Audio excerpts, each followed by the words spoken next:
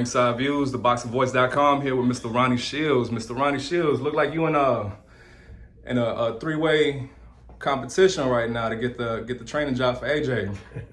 How you feel about that? Look like you leading the pack though. Yeah, it looks like you leading the pack right now. You know, it is what it is, man. You know, it's a job.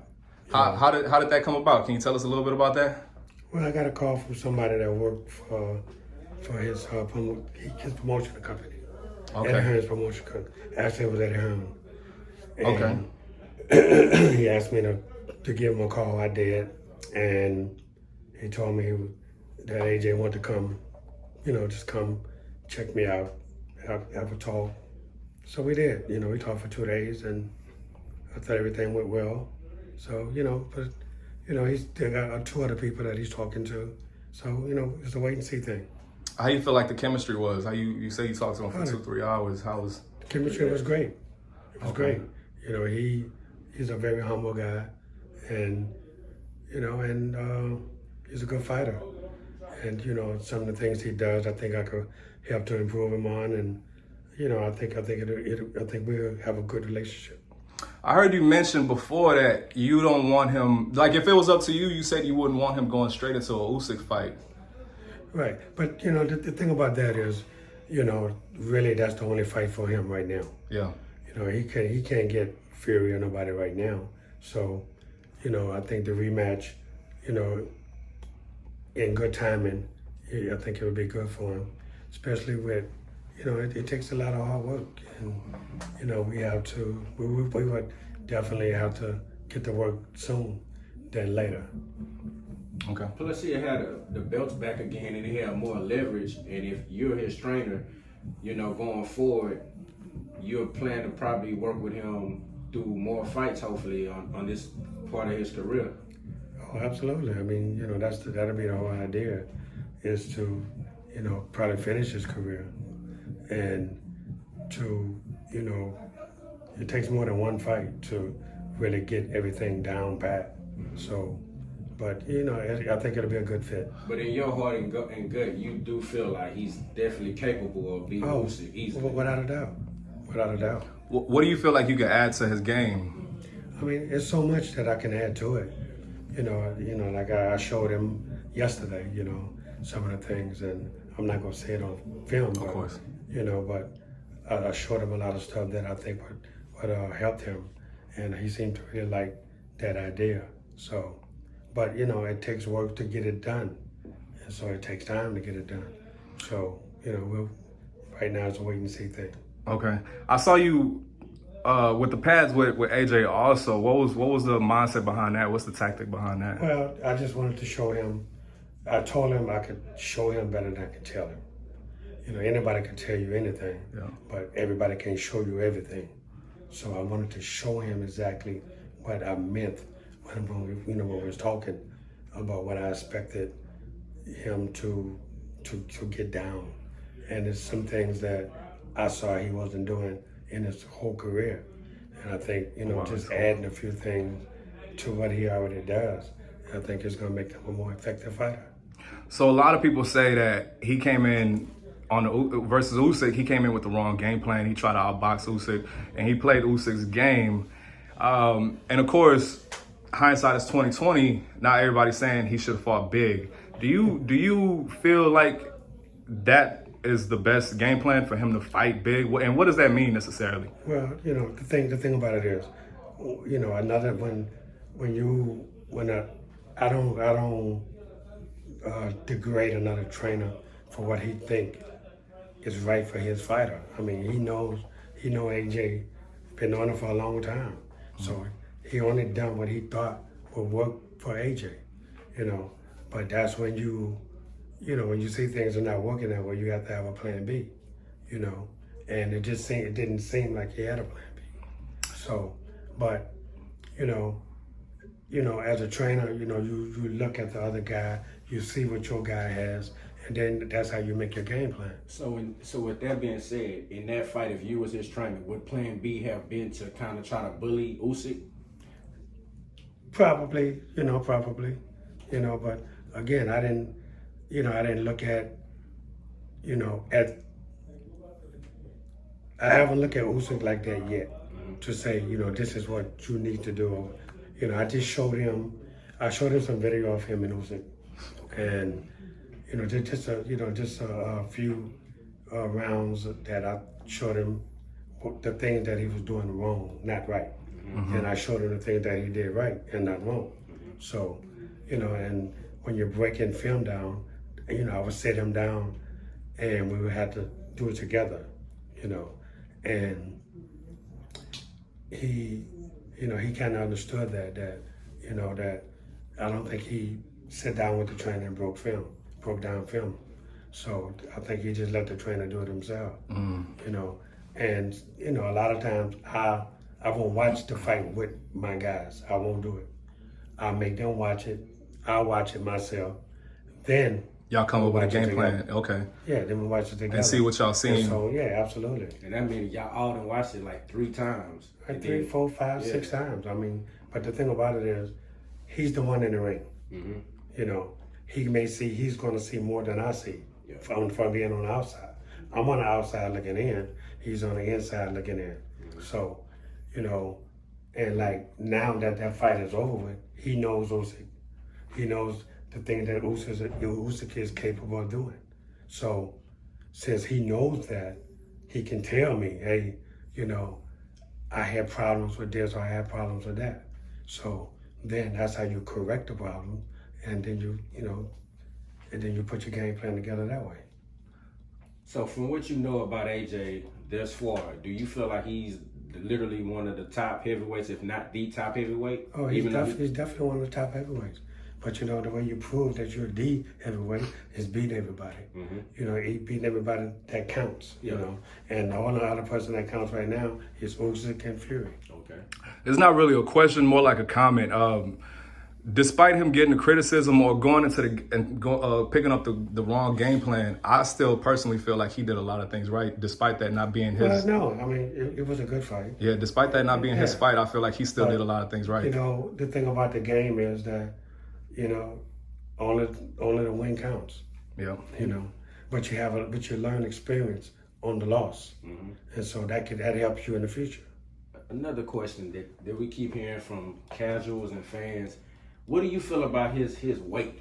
Like, a lot of people say he's too big, he's too muscular. He lifting weights. I've never seen him personally lift weights, but this is just what the media and a lot of people are saying. What's your take on that after meeting him and seeing him? Well, I had a conversation with him about that, and I told him I don't think he should ever lift heavyweights.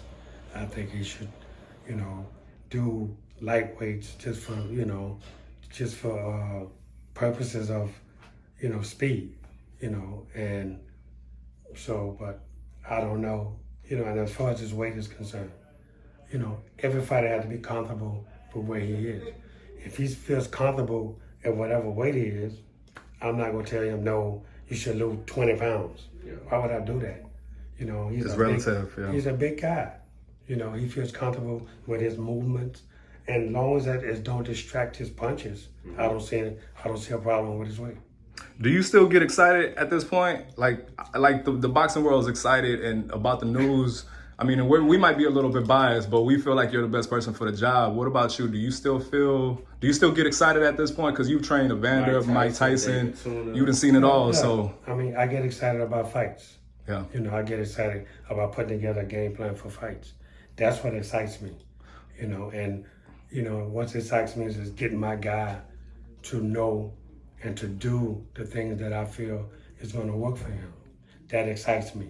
But somebody asked me today, was I intimidated? I'm not intimidated by nobody. I've been in this sport all my life. Intimidated by who? By the moment, by the moment. Yeah. Nah, but, I don't get intimidated by anybody. I mean, I know this sport. This is my business. My business is to, if I'm going to train him, why would I be intimidated to be, that's Anthony Joshua? Why would I do that? I didn't do that with Holyfield, Whitaker, Tyson, nobody. My thing is to put together a game plan and to, help him win. So I can't be in awe of somebody if I'm in awe of somebody. I can't do my job. I got you. Out of all the heavyweights that you train, Who's Anthony Joshua? Who would you say he reminds you most of? I would say Holyfield. Holyfield? In which way? Excuse me. In which way? Well, I mean, you know, Holyfield wasn't as tall, but their stature is almost the same, you know. So, you know, Evander wasn't, you know, not bulky, but, you know, and AJ don't seem bulky either. Yeah. So, but muscular and yeah, he's muscular, well-defined. Yeah, but Genetically but you can see, gifted. yeah, absolutely. So they like chiseled. It just AJ is taller. I got you. To switch gears a little bit, what's going on with the next couple of fights with Jamal Charlo? Well, right now Jamal just had surgery on his mouth, so we don't know how long that's going to take for him to heal. So, you know, so right now everything is on hold. We just gotta wait and see. Okay. He gets a lot of credit. He got a lot of criticism too for his fight with Montiel. But to me, he showed a lot of adversity. He showed his ability to adapt and make changes despite him having a hurt hand, and that's something that he didn't speak about. Well, you know, there's no excuses in the sport. You know, look, people have fought with hurt hands before. Jamal has fought with hurt hands before, so it's no excuses. Montiel just had an awkward style, and you know, but the thing about it was a great fight for the fans. Mm-hmm. People was on their feet the whole time, and you know, look, you know, and that's what boxing is all about. You know, give the people what they came to see and what they paid for. And, you know, the thing about that fight is, you know, Jamal won every round, probably except one. So, you know, it wasn't like And that's the it was a, yeah, it was, you know, it was a real, it's not like it was a real close fight to where the people say it can go either way. No, Jamal controlled the fight the whole time. And that's what he was supposed to do. That's what he did. You know, and the whole key to it is get the victory. What kind of pressure is that for a guy like Jamal, like any fighter that's on that level, and you go up against a guy and fans think you just gonna run through him, and you kind of do without getting a knockout, but what type of pressure? That's a problem when you think that way, that you're supposed to run through somebody, you know, and that's not the way I train him. I didn't train him to run through him because, you know, I know what Montiel brings to the table, you know. I see a lot of things that nobody else see. Mm-hmm. And because I studied the guy, a lot of people just look at him and say, oh, this guy is nothing. And they determine that just from looking at him and say, oh, you know, but look at his style. You know, the guy, he turns orthodox, then he turns southpaw. So, you know, between orthodox and southpaw, you have to make two game plans. Mm-hmm. So, you know, it's not easy when you're fighting a guy like Montiel. And that takes a lot for you as a trainer. He has a good chin. Yeah. You know, people say, oh, he got knocked out by Jaime Munguia. But what people don't understand is, I knew it, but he couldn't even make the weight at 154 pounds because he knew he was a middleweight and not a junior middleweight.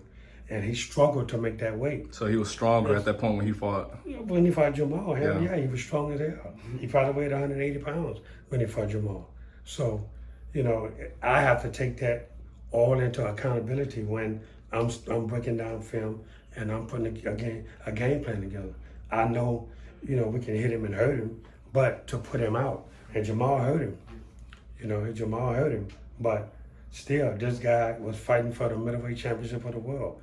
It's a different level of mind thinking when you're fighting for the championship of the world than you just fighting a regular little 10-round fight. This is prize boxing at its elite. Absolutely. Top of the top. Absolutely. And this is one reason, ladies and gentlemen, that Ronnie Shields is the great trainer yes, sir. And he deserves the Anthony Joshua job. Y'all just heard it from the man himself. As humble as he is. What do you feel about you that you give to your fighters? Just being here with you and the guys, your fighters here the last couple of days, they speak really high, like on another level. Like they speak really highly of you. And Jamal too. Also, we've seen interviews with him where he speaks of you really highly. What is it that you think that you, or your system? What is it that you do that makes them feel more like a family? Because that's what it feels like every time we come in. Well, I just, you know, I treat them like human beings. You know, they know I have their best interests at heart. You know, I'm gonna train them to the best of my abilities. They know that, and you know, they know what I expect. I expect them to come in and work hard.